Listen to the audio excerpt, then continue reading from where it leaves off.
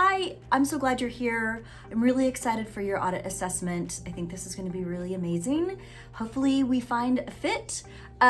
We'll see what happens, but this video is very important. The reason is because it's going to walk you through some of the exercises that we do. And they take a little bit of instruction, and I'd rather do that here than in class and take up the time for class, because I want you just to be able to jump right in. So without further ado, here we go. Okay, so this is how class is going to go. We're going to start with a physical and vocal warm-up, which is going to be self-explanatory, but you're going to want to be in a room that you can move around in. You're going to want to wear clothes that are easy to move in, okay? So we do a full physical warm-up. We start with some body work, we get into voice work, we do some articulation, we get our bodies connected with our voice, and we move around and have a lot of fun and get warmed up. The next thing we're going to do is space objects. So that we're going to kind of explain to you when we get there, but you're going to take a ball, an imaginary ball, and we're going to just sit and feel it, and we're going to toss it back and forth to each other. We're going to toss some other objects as well. The reason that we do space object work is so that we can work on our referencing. Some people call it eye lines. That's one of the reasons. There's lots of reasons we do space object work. But referencing, when you're auditioning, you want to create a 3D experience for the casting people. So you want to make sure that if somebody comes in the door right here and you're talking to them, and then if somebody else comes in the room, you know, in your script, that you bring them in as well. So we create something. So referencing is really great. Space object work is really great to work on referencing with.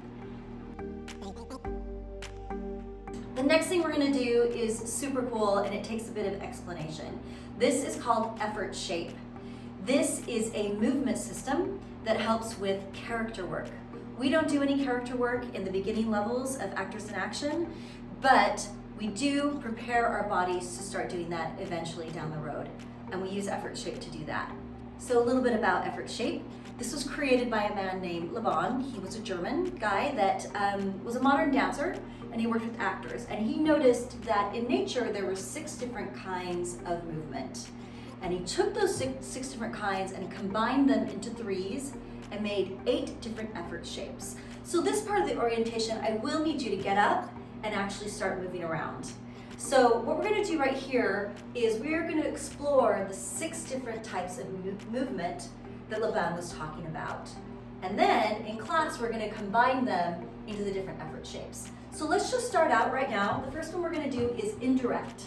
So I want you to move around indirectly, kind of like you're drunk. You don't really have much purpose. You're just sort of moving around, okay?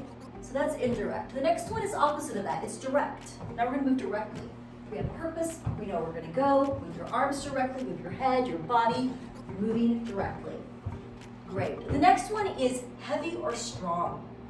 This one, I want you to feel like you're pushing through cement. Your whole body is engaged. Your muscles are engaged. You're pushing through. This is heavy or strong. You can even put it in your voice. And the next one is light. So the opposite of heavy and strong is light, like a feather floating around. Just feel your body being very light. The next one is quick. Making sound effects helps. I like to do that anyway. So moving around quickly. And the last one is sustained. No breaks in your movement. Excellent. Great. So like I said, those are the 6 different types of movement. And he took those and he combined them into 3s and made up these effort shapes. So some of the effort shapes are float, which is indirect, light, and sustained. Another one is press, which is direct, strong, and sustained. Another one is dab, which is direct, light, quick. And we've got flick, which is indirect, light, and quick. And we've got slash, indirect, strong, quick. We've got lots of them. We've got 8 different ones, and we're going to explore 3 each in each class. While you're doing this in class, I want you to really connect with your body and feel what you feel in the moment. We're doing this on this exploration level so that we can find stuff to build character out of. So I want you to get in touch. I want you to feel, where do you feel in your body most? How does it make you feel emotionally? Do you have any images that come to you? Are you suddenly in a spaceship floating around? Or do you have characters that come to you? Are you suddenly the Grande Dame of Russia because you're doing Glide or something like that? Do you have a name that comes up? All of these things are really fun, and they help us develop this treasure trove of character work that we're going to work on later. All right, so the next thing we're going to do is called emotional muscle development. Now, emotional muscle development is based on Meisner's technique of emotional preparation.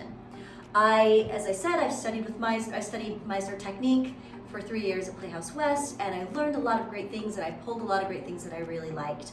And this is one of the things. I just took it and tweaked it a little bit because I felt like we could explore things a little deeper with the way that the way I teach it. So in this, what you're going to do is you're going to pick an emotion. So just pick the random emotion that comes to your head, and then we're going to explore it.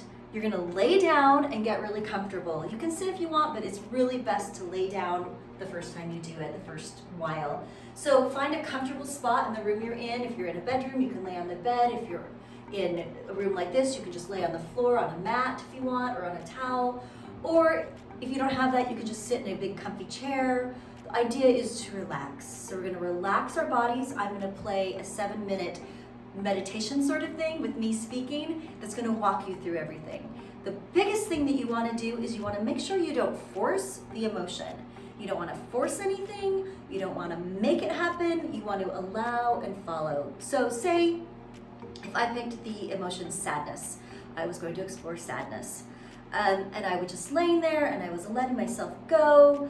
And then all of a sudden it started veering off from sadness into anger. What I'm not going to do is I'm not going to say, no, you have to come back to sadness. I'm just going to follow it and see where it goes. Because our emotions are a big wheel and they're all connected. So it might take me back around to sadness again, or it might not.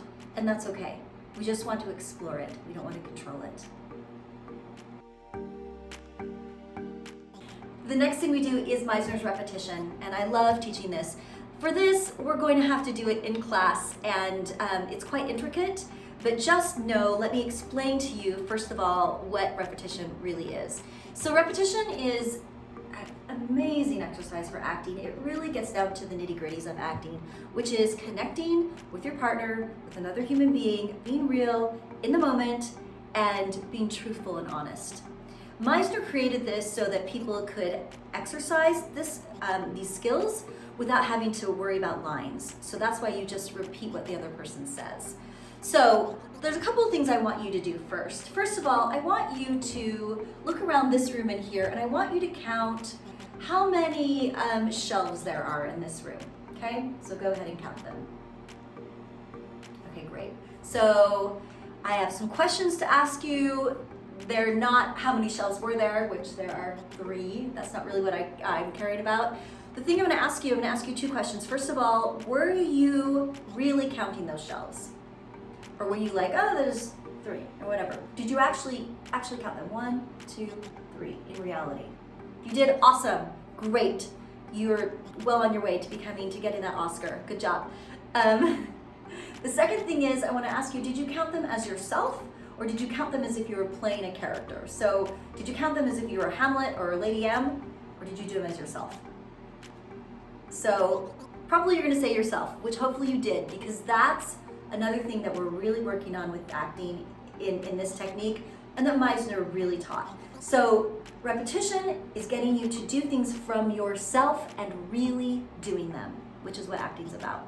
So those are the 2 questions. If you can do that, that's great. The next thing we're going to talk about is repetition being like scales. So if you play an instrument, or you've learned an instrument, you know that often you start where the notes are and then you start playing scales. So if you're playing the piano and just learning, why do you start with scales? Why do you not like jump in with the Moonlight Sonata right away? Well, obviously, of course, we all know the answer to that question. We don't have the technique, we don't have the skills, we have maybe the impulses and the passion, but our fingers are not going to work right, and we're not going to understand how to use our muscles to do the dynamics correctly, and to use that to really connect to our talent, to let it out. So think of repetition as scales. It may not make much sense, it may seem kind of weird, and it kind of is, but it's like scales.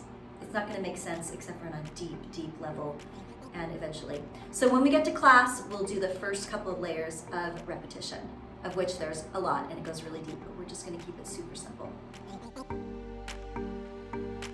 Okay, the next exercise we're going to work on is my favorite and most people's favorite. It's kind of the crux of my class. I developed it. It's called the verb game.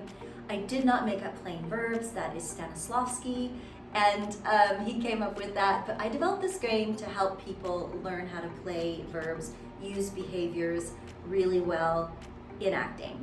So I'm going to have one of my students, Paige, who's in teacher training right now, help me with that in a minute. But let me go over what this exactly entails. Why do we use behavior and verbs in AIA with the Lichty technique? Okay, I'll tell you, because if you approach acting through behavior, you're going to have a lot more power, you're going to have a lot more dexterity, you're going to have a lot more specificity, and you're going to be able to elicit real, true emotions, and you're going to be behaving like a real human being. So in life, real human beings work off each other with their behavior. Yes, we say words, but what's really going on is the behavior underneath. And that is what we're looking for to develop, to be able to do easily and succinctly and really just be able to make choices with that with our acting. So we start with the verb list. We have a bunch of verbs. A verb is an action word, we all know that. It's something that we do. In acting, we use active verbs. So they are verbs that we do to somebody else. So it wouldn't be like run or walk, although we can run and walk people, but we don't really think of them in that way normally. So a verb has to stand the grammatical test of I blank you. So I tickle you, I train you, I kiss you, I smack you, okay? We can't do I apologize you, because that's not a verb. Now, we may be apologizing in a scene, but we're not going to think of it as I'm apologizing them. We've got to think of something else that's going to make them forgive us. So I beg them, I implore them, I finesse them, whatever it is to get their forgiveness. So another thing about verbs is, and behavior, the reason that we pick behavior to work from is because ultimately that's the only thing we can really control is our own behavior in life. We can't really control our feelings so much. We can't control our initial thoughts. We can control where they go, but our impulses, our thoughts that come out, we can't control those. We certainly cannot control other people's emotions or their thoughts or even their behavior, usually speaking. And most of the time we can control our own behavior. If we're compulsive, sometimes we have a hard time controlling our behavior, but generally speaking, we can. So that's why we approach it this way as well. Also, it gives you a super great handhold when you're working. If you're working with somebody and you're thinking about your behavior, what am I doing to get what I want? You're actually going to be so tapped into them, you're going to forget about yourself, and you're going to be able to really connect as a human being. And the coolest thing about it is it's going to spark real emotions in you. So let's show you a demonstration of how you play the verb game. Okay, everybody, so this is Paige Mitten. She's one of my students and she's a teacher in training here at AIA. And we are going to demonstrate how to do the verb game. So like I said, this is a super, super fun game. And it's really great for getting you in your body, getting you connected to your emotions, getting you connected to your partner, pretty much everything we need to do in acting. So I discussed already before a little bit about the psychology behind this and where this came from. So we're actually just going to show you the practicalities of doing this game. So first of all, I am going to play a verb to Paige here. So remember, it's a behavior. Think of it, a behavior, a tactic, verb, all the same thing. So there's three things that I'm going to want to do. First of all, we have to talk about acting is about having an intention.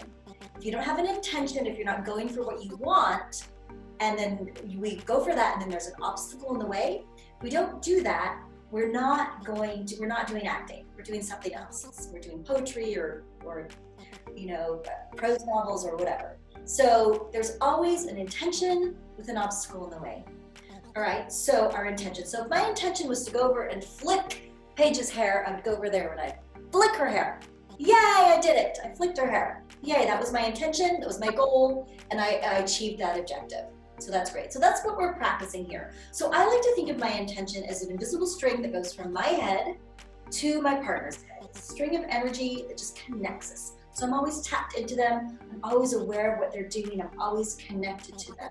Okay, so that's your first thing, is your intention needs to be on your partner. So if the verb you're given is to tickle them, your intention is to make them feel tickled. You want to tickle them so they feel tickled.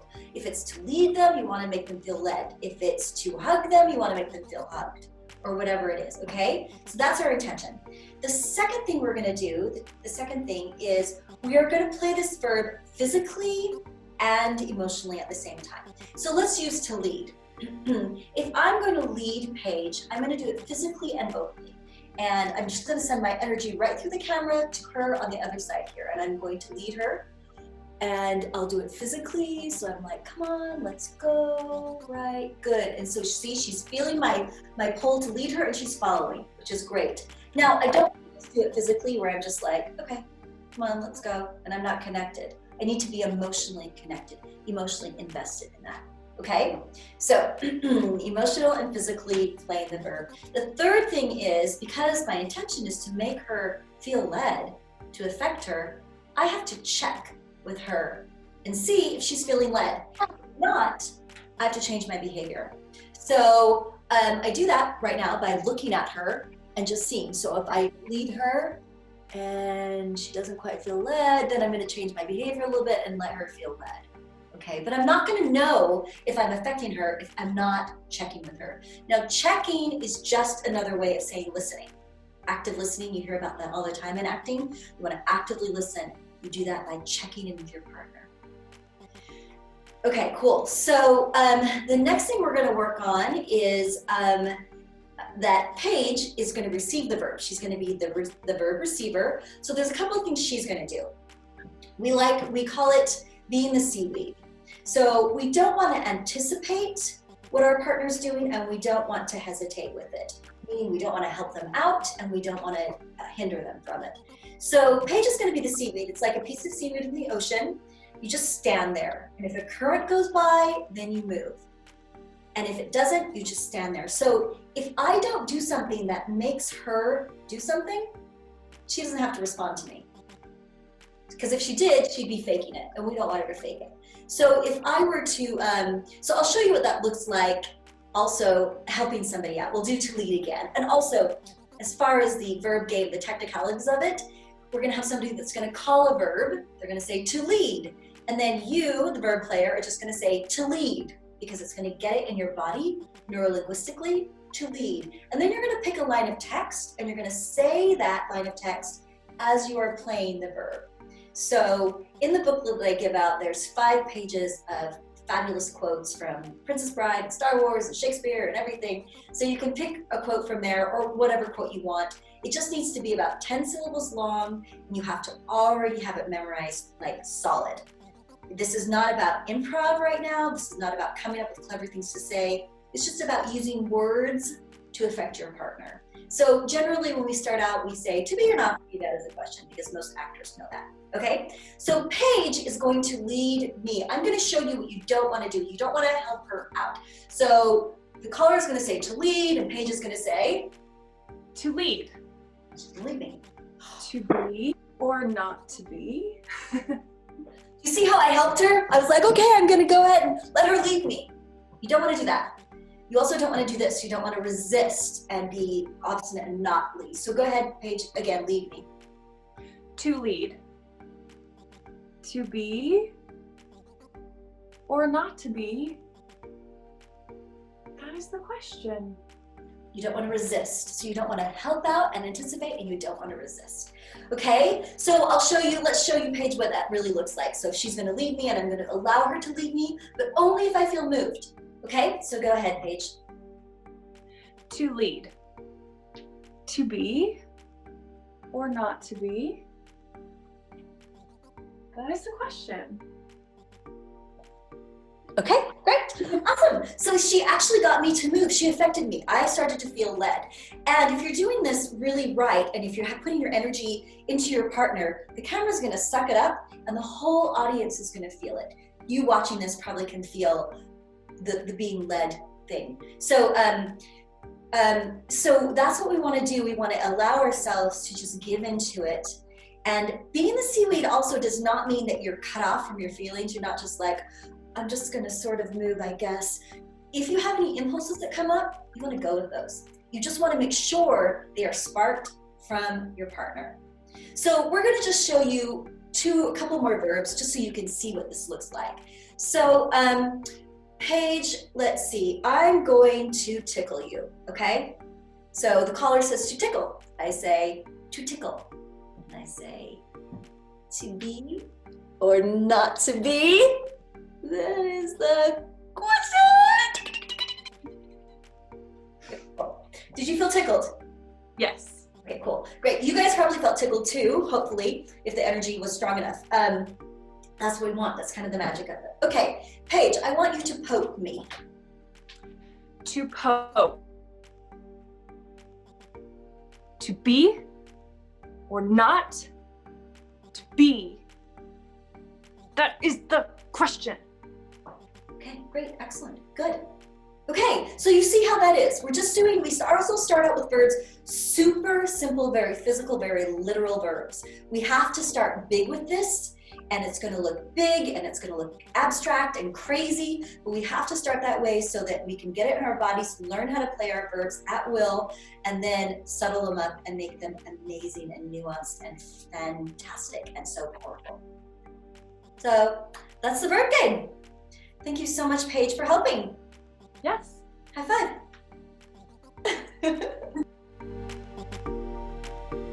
All right, so after we do our verb game, we're gonna do an audition. You will have received what we call OneLine Audition, which is just a short audition.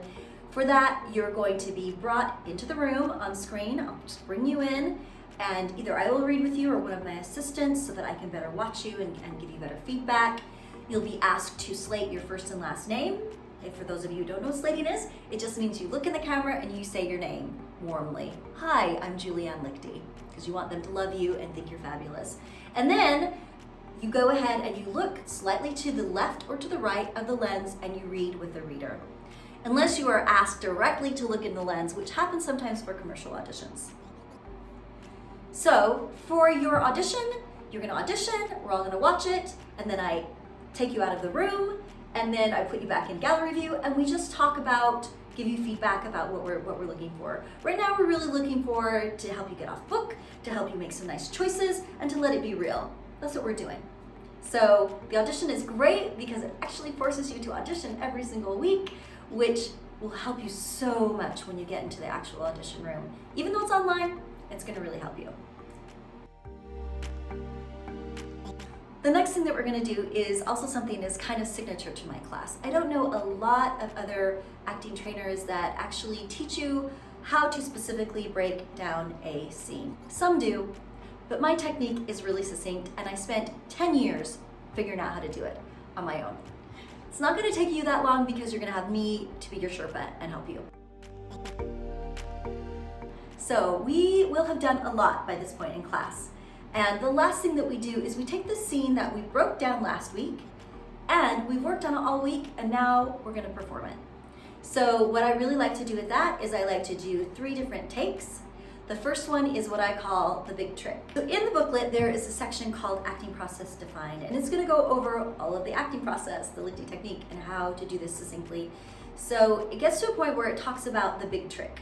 And the big trick, I think, is the trickiest part of acting. And what that is it's just letting go and learning to allow to trust yourself. Allow yourself to let the scene do you, as Meisner says. Let the scene do you and allow things out. So what we do is we start with that. We just start with whatever work we've done before or haven't done before for class, and we just work off each other. So we're just working off, we're relating, we're not trying to make choices and be in our heads. We're just letting the moment inform us and take us. Okay, so once we do that, then we move into an exercise. An exercise that I love to do right now is, especially with people that are just starting with me, is putting the verb game into the scene. So we just take the verb game and we switch it around. So what we do now is we've got these verbs picked for each beat. And so instead of picking random verbs for lines, we're going to play these verbs with the lines of the scene. Now this is important, and this is a little tricky and hard to wrap your head around at first. But again, what we're going for here is behavior. I like to think of the lines as like flowers up on top, and then the stems go down and the roots and the leaves, and it goes into the earth, and that is the behavior. That is what is really going on in a human behavioral level in the scene, and that is where we want to act from. So we don't want to just be saying our lines, we want it to be in our behavior. So when we do this exercise with plain verbs, doing the verb game in the scene, we need to make our behavior very exaggerated, very abstract, very big. So if my verb is to prod somebody, I'm not just gonna go, hey you, go on, hey you, get off of my cloud, da da da. I'm not gonna do that. I'm actually gonna prod them. I'm gonna pretend I have a cattle prod, and I'm gonna go, hey, shh, you, hey, get off of my cloud, hey. I want them to feel prodded, okay? So it's not gonna make sense to a director's eye or how you think the scene should be done. That's not what we're working on here. We're working on the behavior and getting it deep in ourselves and deep down so that when we go back and do the big trick, more stuff can come up, okay? So that's what we do. And then the third take, we go back to the big trick again. And we let go and we work off. And we practice trusting and allowing, and we see what came up. Did anything come up? Did we stir anything up? Was it deeper? Were we more connected? Did we have more impulses? And then we just take it from there. And it always works. It always deepens stuff. Okay. Thank you so much for watching. I'm really looking forward to your audit assessment. It's going to be a lot of fun. Make sure you're in a room that you can move and there's no distractions.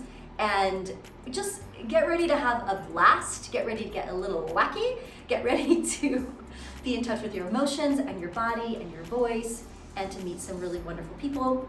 And again, bon chance. I'm so excited about this. It's going to be really great. If you have any questions, don't hesitate to email me at info@actorsinactionclass.com. Okay, we will see you soon.